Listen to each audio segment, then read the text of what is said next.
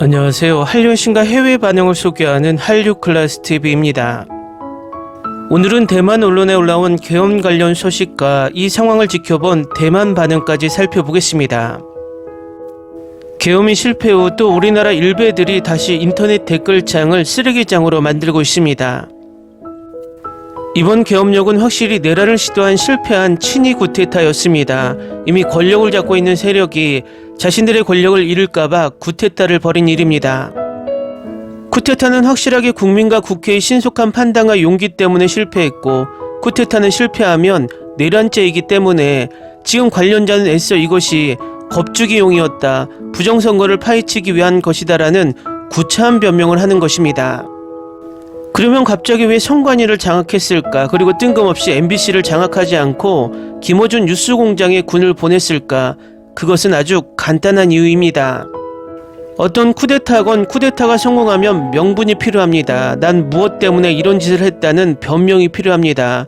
선관위와 뉴스공장을 친 것은 이 변명용 명분 쌓기입니다. 우리나라에서 극우 중에서 초극우로 여겨지는 극우들은 소위 4.15 부정선거를 주장하는 세력들이고, 윤석열이 가장 극우 유튜브에 빠져 자주 시청하는 극우 유튜버들이 이 4.15 부정선거를 주장하는 유튜버들입니다.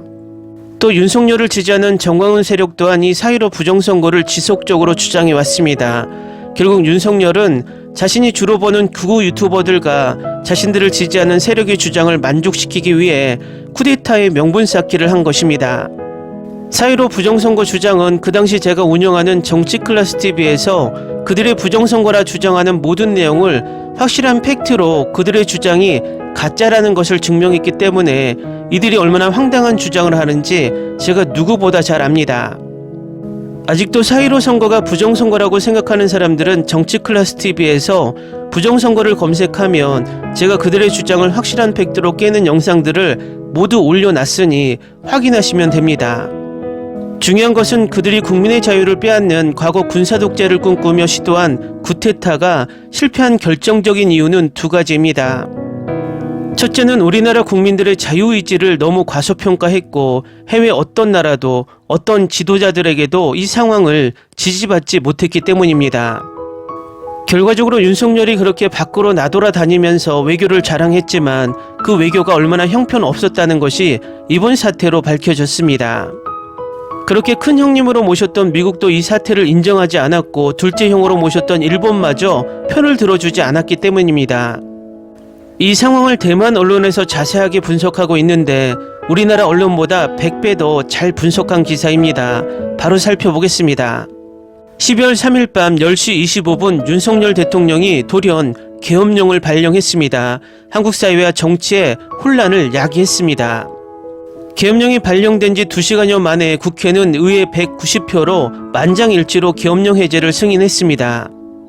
윤 대통령은 4일 오전 4시 27분에야 계엄령 해제를 공식 발표했습니다. 군과 경찰도 전면 철수했고, 계엄령 발령부터 계엄령 해제까지 6시간 동안 의회가 진행됐습니다. 윤석열의 계엄령은 적법한 절차 없이 선포됐고, 발령 이후도 적법성이 결여돼 곧바로 정치적 폭풍으로 돌변했습니다. 야당인 민주당도 4일 윤 대통령과 김용현 국방장관, 이상민 행정안전부 장관을 탄핵하고 반역죄를 추가하겠다고 밝혔습니다. 12월 3일 밤 10시 25분 윤 대통령은 북한의 공산 세력의 위협을 받고 있다며 갑자기 전국에 계엄령을 선포했습니다.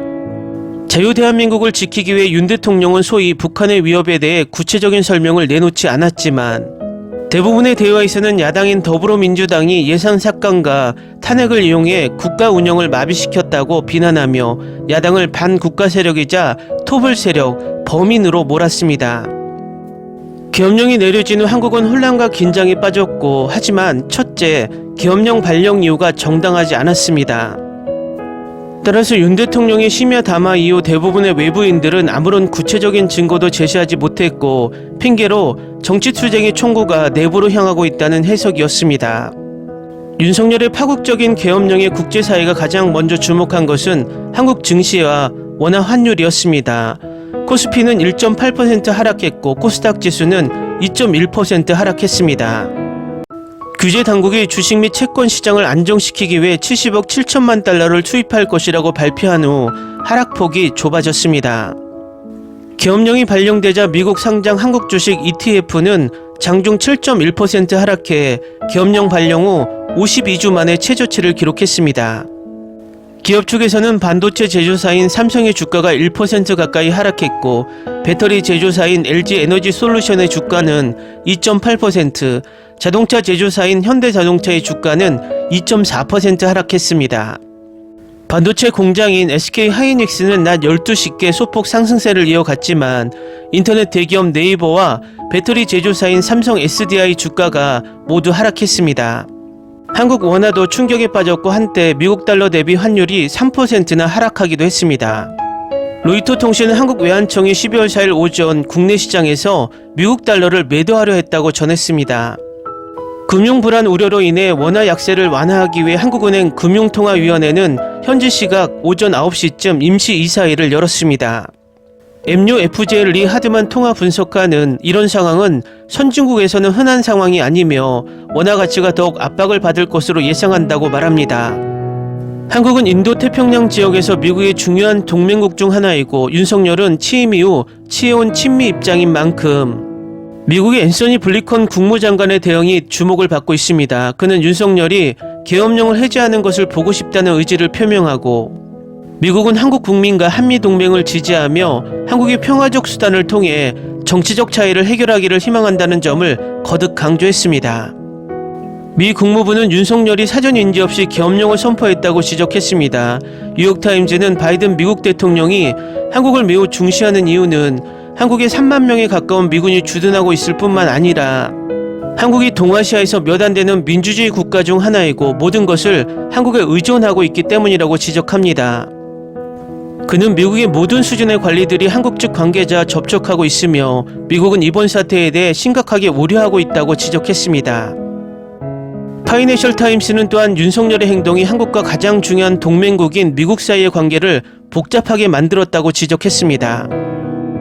캐서린 웨스트 영국 인도태평양 장관도 영국은 한국의 상황에 대해 깊은 우려를 표한다며 주한 영국 대사관이 상황을 계속 감시하고 한국 당국과 접촉하고 있음을 지적합니다.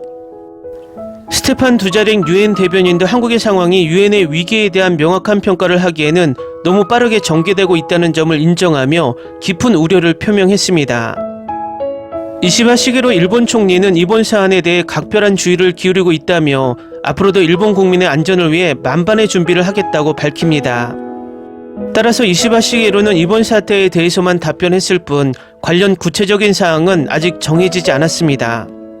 외신들은 윤석열 계엄령이 1987년 민주화 이후 처음으로 다시 등장해 국내외 1980년대와 유혈 광주 학살은 물론 당시 군사 독재자 전두환을 연상시킨다고 지적했습니다.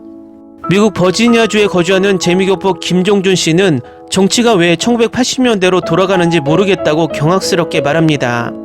해외 동포사회는 여전히 본국의 정치에 대해 매우 우려하고 있어 관련 논의에서 가끔 의견 충돌이 일어나기도 하고 심지어 격렬한 논쟁까지 벌어지기도 합니다.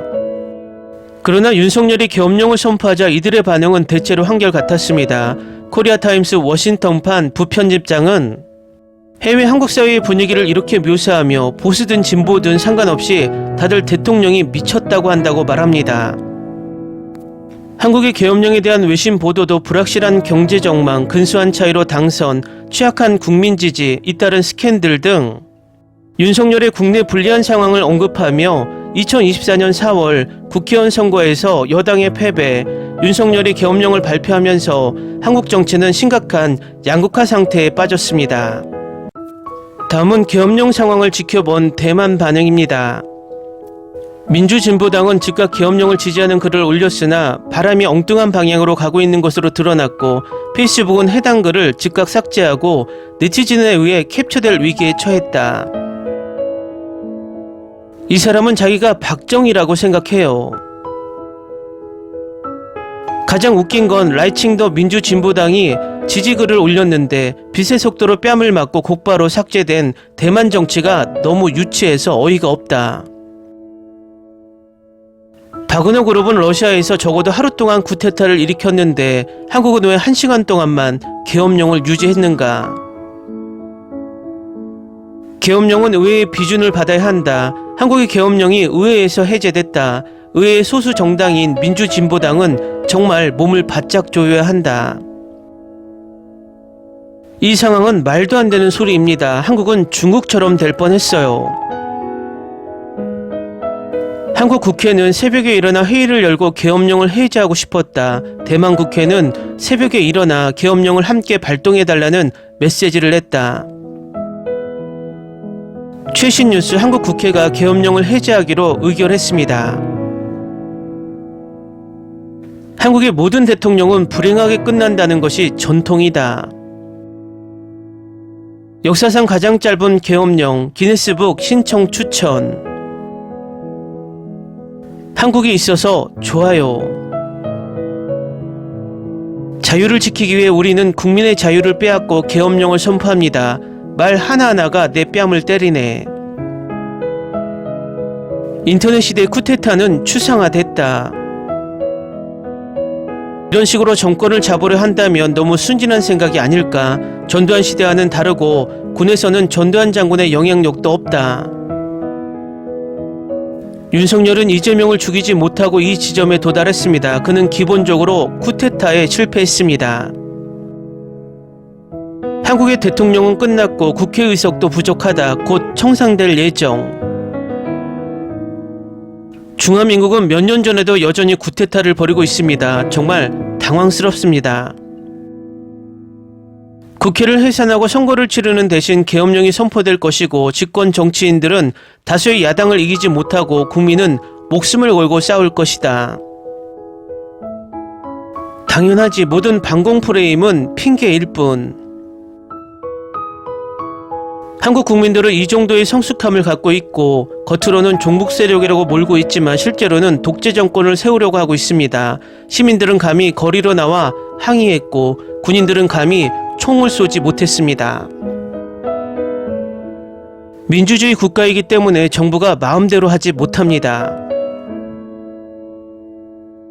한국 최초의 쿠데타 실패. 감옥에 갈 준비. 한국의 대통령은 완전히 이념적이다. 한 나라의 국민이 바로 나라와 같다는 것은 한국의 튼튼한 민주주의를 반영하는 것이다. 남한의 군사력이 북한보다 강하다는데 어떻게 종북 세력이 많을 수 있겠는가? 이것은 완전 거짓말이다. 한국은 시스템의 우수성을 다시 한번 입증했습니다. 댓글 반응 잘 보셨나요? 대만의 민주진보당이 이 계엄을 지지한다는 메시지를 올렸다 바로 내렸나 봅니다. 어디든 정말 비정상적인 집단은 존재하나 봅니다. 중요한 것은 이 쿠데타는 아직 끝나지 않았다는 것입니다. 1차 시도가 끝난 것이지 아직도 2차, 3차 시도가 없다고는 볼 수 없습니다. 빨리 이 사태가 마무리되어야 대한민국이 정상화됩니다. 모두들 힘내시고 이 상황을 끝까지 이겨냅시다. 한류클래스TV는 한류 외신과 해외 반응을 꾸준히 쫓아가 보겠습니다. 재밌게 잘 보셨나요? 여러분의 구독, 좋아요, 댓글, 알림 설정은 컨텐츠 제작에 큰 힘이 됩니다. 그리고 항상 하시는 일마다 대박 나시고 행복하시길 바랍니다.